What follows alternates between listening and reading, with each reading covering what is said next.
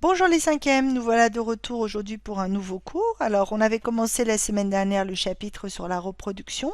On a vu que la reproduction sexuée existait chez les êtres vivants lorsqu'il y avait intervention de deux individus de sexe différents qui produisaient des cellules reproductrices différentes.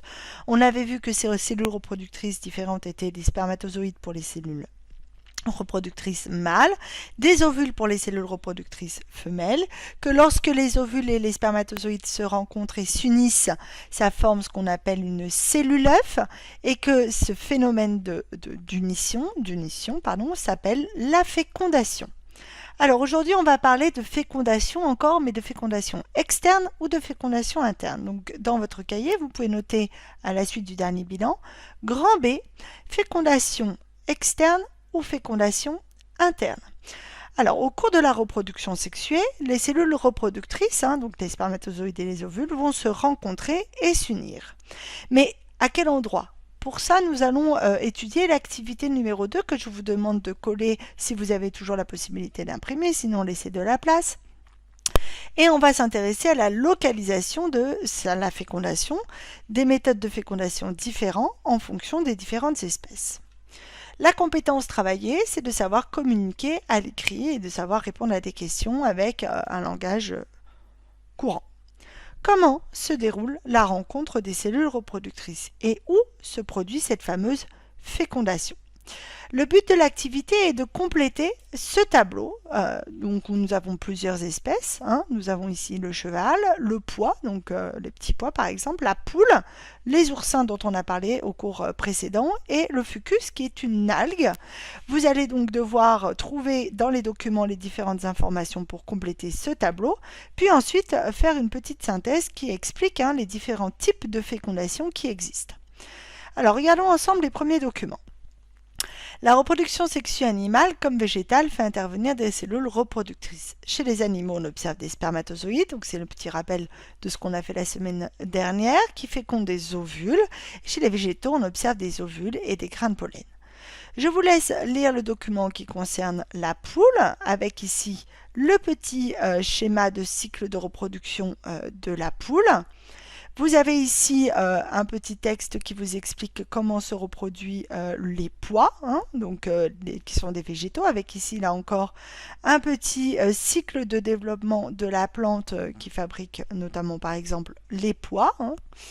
Vous avez ici un petit texte qui vous parle du cheval, de la reproduction sexuée chez le cheval.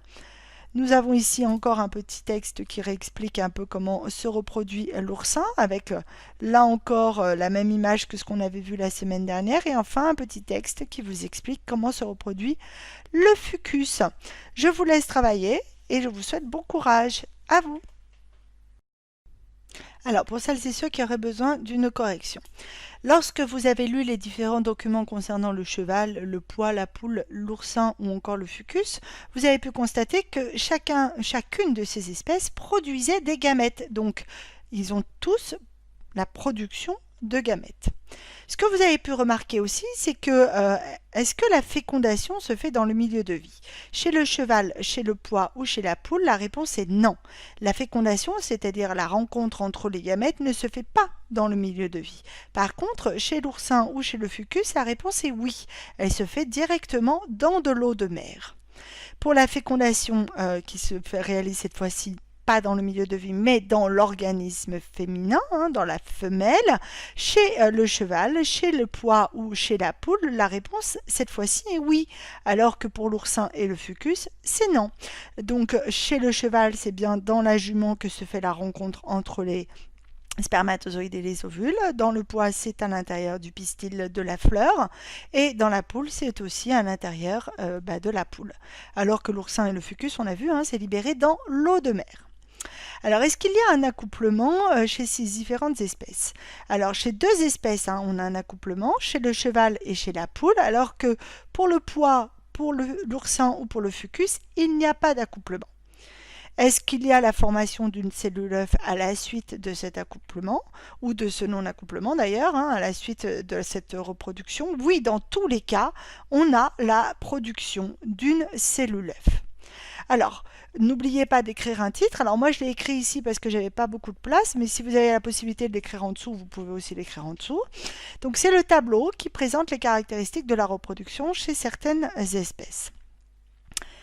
Si on devait écrire un petit paragraphe qui explique ce que l'on vient de comprendre en étudiant ces différentes espèces, voilà ce que je vous propose. Chez certains êtres vivants, comme par exemple chez les oursins ou chez le fucus, les cellules reproductrices vont être libérées dans le milieu extérieur, dans le milieu dans lequel ils vivent. C'est ce qu'on va appeler une fécondation externe, puisqu'elle se fait à l'extérieur de l'organisme, à l'extérieur des individus. On libère ces cellules reproductrices et c'est par le pur hasard que les cellules reproductrices vont pouvoir se rencontrer et aboutir à la formation d'une cellule œuf. Chez d'autres espèces, chez d'autres êtres vivants, on peut avoir un accouplement. Alors pas toujours, ce n'est pas le cas pour les plantes, mais pour les animaux c'est souvent le cas. Et lors de cet accouplement, les cellules reproductrices vont s'unir dans le corps de la femelle. À ce moment-là, on ne parle pas de reproduction et de fécondation externe, mais on dit que c'est une fécondation interne puisqu'elle se situe à l'intérieur de l'organisme féminin. Le bilan qui est à apprendre et à noter dans votre cahier. Donc c'est le bilan du grand 1 grand B. On a appris aujourd'hui que l'union des gamètes, donc des cellules reproductrices mâles et femelles, peut avoir lieu soit dans le milieu de vie, à ce moment-là on parlera de fécondation externe, soit dans l'organisme de la femme, de la femelle, et à ce moment-là on va parler de fécondation interne. Donc ces deux mots, il faut les connaître, il faut savoir distinguer une fécondation externe d'une fécondation interne.